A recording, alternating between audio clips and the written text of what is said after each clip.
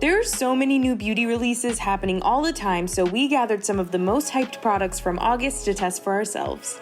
These Chameleon Flakes from Kaima Cosmetics have been everywhere lately. They're definitely a unique product because they're like little shavings of pigment that shift color.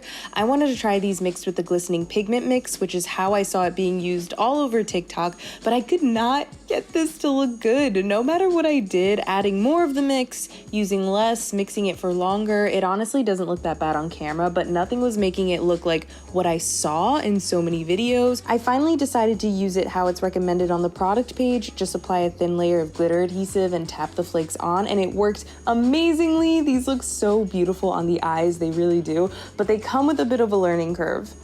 I am so into no makeup right now, and I had to try out L'Oreal's new Tinted Serum with hyaluronic acid. I'm usually very skeptical of products that combine skincare and makeup, but I am a huge fan of this. The coverage is light, but does a great job of evening the skin out and giving a very glowy, hydrated finish, and it claims to smooth your skin over time. I don't know how true that is, but if you're looking for a great skin tint at the drugstore, this is one of the best I've ever tried.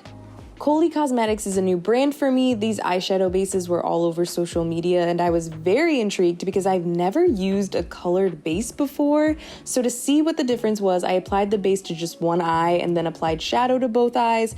This shadow is super pigmented on its own, but I could immediately see the difference in the eye with the base versus without. The color was more pigmented, vibrant, it even felt more neon to me, and I didn't use that much, so I was super impressed with this. Even the inner corner on the eye with the base was brighter. They sell every color you'll ever need, and you get so much product for $14.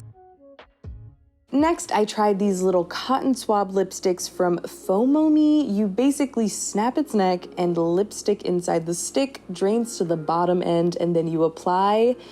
This worked. I mean, I can't say that it didn't work. The actual lipstick itself feels like a very thin liquid. Once it dries, it really doesn't budge, and it lasted on me all day. The color was definitely there, but the stain looked patchy because I had some dry patches on my lips. I don't really see the point in a product like this. Maybe if you're always on the go or something, or if applying regular lipstick has just gotten too boring for you, but this seems like a lot of waste for just an okay lip stain. It was fun to snap them open though.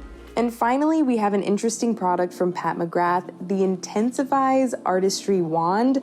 I was confused as to what this was at first because it just looks like a fancy $32 chapstick, but it's essentially a mixing liquid in a convenient pen form that intensifies eyeshadows. So I applied it to just one eye to see what the difference would be. To make things even more difficult, I used a patchy eyeshadow from e.l.f. and also one of my dustiest, crustiest shimmers. This shimmer is literally 4 years old and pretty dried out, but I have to say that this stuff did make these shadows look more vibrant and surprisingly easy to blend without getting patchy. Look at how different these eyes look. It mainly seems like one of those products that's made for a makeup artist kit and not an everyday consumer.